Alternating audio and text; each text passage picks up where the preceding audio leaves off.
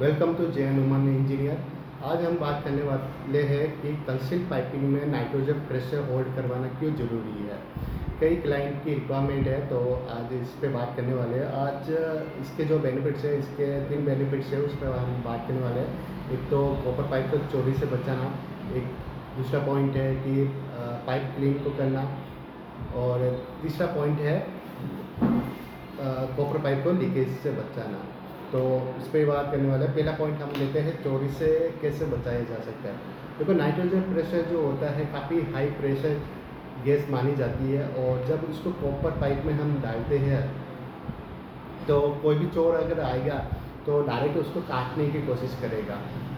तो काटना है उसकी वजह लिए बहुत बड़ी गलती हो जाएगी। जब वो पाइप को काटेगा तो वहाँ से इतनी हाई प्रेशर में गैस रिलीज होगी, या इतना ज़ोर से नॉइज़ क्रिएट होगा कि फर्स्ट तो उसकी नॉइज़ सुन के ही वो चोर वहाँ से भाग जाएगा। तो फर्स्ट पाइप में ही चोरी आपकी बच जाएगी। और बाय द वे अगर वो रुक भी गया तो उसकी जो नॉइज़ क्रिएट होगी वो इतनी ज़ोर से होती है कि आसपास की अगर कोई लोकेलिटी एरिया है तो उस या पूरी गली में पता चल जाएगा कि इस साइड पे कुछ हुआ है, कुछ धमाका हुआ है। तो उससे सुनते ही ना पब्लिक के अपने घर से बाहर की ओर आके उस साइड की ओर नज़र डालेगी कि एक्चुअल में हुआ क्या है। तो ये भी है कि अगर पब्लिक वहाँ पे इकट्ठी होने लगेगी तो चोर तो वहाँ पे रुकने का कोई चांस है ही नहीं। तो फर्स्ट पाइप काटते ही ऐसा रिएक्शन होगा कि उस चोर को वहाँ से भागना पड़ेगा। तो इस कंडीशन में आप अपनी कॉपर पाइपिंग को चोरी होने से बचा सकते हैं। और बहुत अच्छा बेनिफिट है, क्योंकि कई साइटों पे 50,000 की, लाख की, 1.5 लाख की, 2 लाख की पाइपिंग हो जाती है। और मैंने देखा है और सुना है कि मतलब कई साइटों पे कितना ही पाइप चोरी हो जाता है। तो ये बेनिफिट आपको मिल सकता है अगर नाइट्रोजन प्रेशर आप होल्ड करवाते हो तो। सेकेंड बेनिफिट है पाइप क्लीनिंग। देखो, मशीन की एफिशिएंसी के अनुसार आपकी कॉपर पाइप अंदर से इंटरनली जितना क्लीन होगी, अगर उसमें किसी भी तरह की डस्ट नहीं है कोई, या तक कि वेल्डिंग जो करते हैं उसमें भी कुछ कार्बन से ना निकल बनते हैं और जो पाइप में ही रहते हैं। सेकेंड रीज़न बनते हैं कि कंस्ट्रक्शन साइट है तो थोड़ी धूल मिट्टी तो उड़नी है, या किसी भी कारण से ना पाइप में जाने के चांस रहते हैं। तो वो कॉपर पाइप अगर आप डाल देते हो और डायरेक्ट मशीन उससे अटैच कर लेते हो तो वो सारी डस्ट, सारे कार्बन, सारे कण कंप्रेसर में जाते हैं जो कंप्रेसर को डैमेजेस करते हैं। तो जब नाइट्रोजन प्रेशर होल्ड करते हैं और आखिर में उसको रिलीज़ करना पड़ता है, रिलीज़ करते हैं तो इतनी हाई प्रेशर से सारी ये नाइट्रोजन बाहर आती है कि पूरे पाइप में कुछ भी अगर कुछ डस्ट रहेगी, कार्बन पार्टिकल्स रहेगा या मॉइस्चर रहेगी तो सारी है ना उस प्रेशर के साथ बाहर आ जाती है और पाइप काफ़ी हद तक क्लीन हो जाता है। तो पाइप की ओर से सिस्टम में किसी भी तरह का कोई इफेक्ट नहीं पड़ता, और ये ज़रूरी भी है। इसको टेक्निकली भाषा में या HVAC में इसको फ्लैशिंग भी कहते हैं, तो ऑटोमेटिक फ्लैशिंग मोड कह सकते हैं। थर्ड पॉइंट पे बात करते हैं। थर्ड पॉइंट हमारा है लीकेज से कैसे बचा है। देखो, साइड पे हम देखते हैं कि जगह में काफ़ी लंबी पाइपिंग भी होती है, 50 फीट से भी ज़्यादा। हमारी जो कॉपर पाइप की जो रोल आती है वो 50 फीट की आती है, लेकिन अगर 60 या 70 फीट की अगर पाइपिंग है तो संभवतः उसमें 50 फीट के आगे की लेंथ पे जॉइंट लगाना पड़ता है। तो जॉइंट लगेगा तो लीकेज के चांस हो भी सकते हैं। और प्रोफेशनली है तो वैसे तो कोई दिक्कत है नहीं, लेकिन अगर उसमें नाइट्रोजन प्रेशर होल्ड हो जाता है तो एक बार लीक चेक करके क्लियर हो सकता है कि चलो लीकेज है नहीं है, पाइप एकदम हेल्दी है। तो ये बेनिफिट भी है। फिर आगे चलते हैं कि हमने कॉपर पाइपिंग कर ली, फिर उसमें नाइट्रोजन प्रेशर होल्ड कर लिया, फिर वहाँ तक के टेक्नीशियन का काम खत्म हो जाता है। लेकिन उसके बाद कंस्ट्रक्शन साइट पे क्या होता है कि कई तरह के वेंडर आते हैं, जैसे कि फर्नीचर वाले आते हैं, फिर फ्लोरिंग वाले आते हैं, ऐसी कई एजेंसियाँ वहाँ पे आती है, काम करती है, पोर्सलिंग वाले भी आते हैं। तो इनका काम ऐसा है कि इनको कील या स्क्रू ऐसी रिक्वायरमेंट होती है लगाने की। तो ऐसे कोई साइट जहाँ पे कॉपर पाइप हो गई है, उसके बाद उसके ऊपर प्लास्टर हो गया, तो वो पाइप किसी को दिखती नहीं, कोई इमेजिन कर ही नहीं सकता कि यहाँ से कॉपर पाइप गई हुई है। तो एक एग्जांपल लेते हैं पोर्सिलिन वाला, उनको पता ही नहीं यहाँ पे पाइप गई हुई है, तो वो तो अपना काम करने के हिसाब से स्क्रू मारेंगी, और स्क्रू अगर पाइप में घुस गई है तो उनको भी पता नहीं चलेगा कि भाई इंटरनली हुआ क्या है, तो वो तो लीकेज करके चले जाएगा। और मेन ये रहता है। तो और दिक्कत कब आती है कि पूरी साइट आपकी क्लियर हो गई, सारा काम हो गया, बस अभी साइट चालू करनी है, उस समय एसी लगती है। उस समय जब एसी लगती है तब हमें पता चलता है कि पाइप में तो लीकेज है।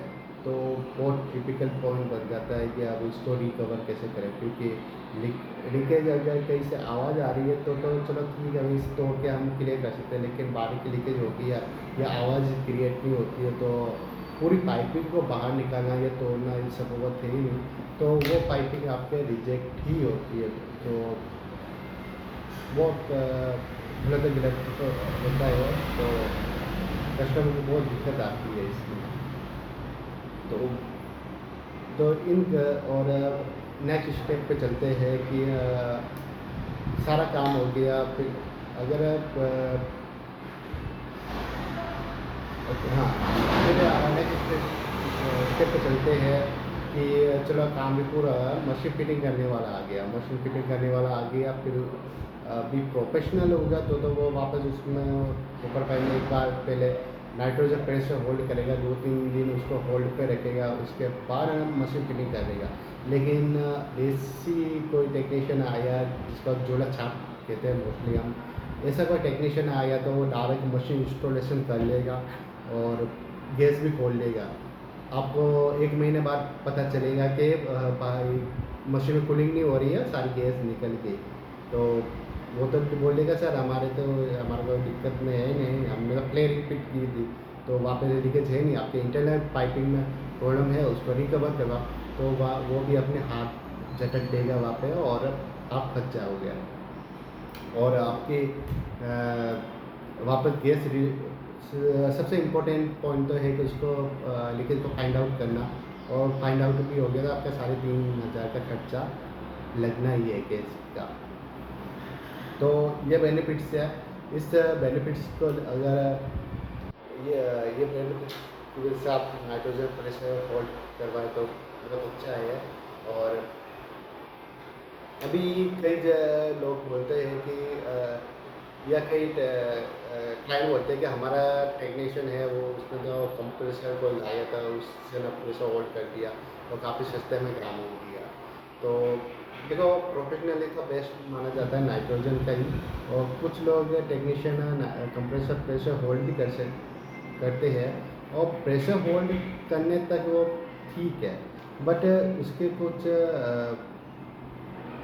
उससे कुछ इश्यू भी क्रिएट होते हैं। अगर कंप्रेसर से प्रेशर होल्ड करते हैं तो कंप्रेसर क्या होता है कि सारी एयर एनवायरनमेंट से खींच के सिस्टम में या पाइपिंग में डालता है, तो उस एनवायरनमेंट में मॉइस्चर की मात्रा होती है, वो मॉइस्चर वो सारा पाइपिंग में चला जाता है, जो अंडर मॉइस्चर क्रिएट होने पर पानी बनता है, जो पाइप में होना नहीं चाहिए। सिस्टम एसी के लिए भी वो सही नहीं है और आगे जाकर मशीन को ख़राब करता है। तो कंप्रेसर प्रेशर भी इतना सही नहीं है, और संभवतः तो नाइट्रोजन प्रेशर होल्ड करवाएं।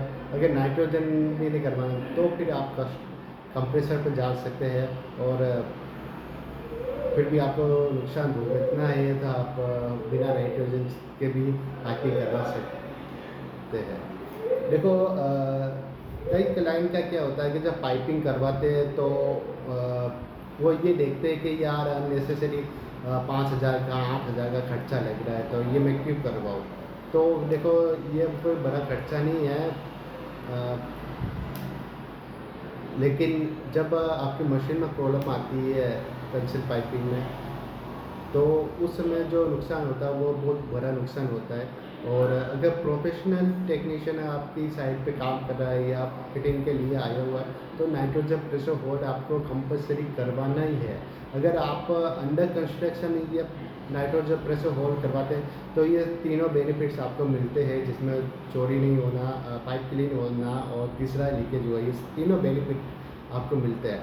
लेकिन आप जब इंस्टॉलेशन करवाते हो उस समय कंपनी वाले बोलते हैं कि सर लीकेज पहले क्लियर करना पड़ेगा कि लीकेज है कि नहीं है, तो वो नाइट उसमें कुछ प्रेशर डालेगा, नाइट्रोजन हो या कंप्रेसर प्रेशर हो।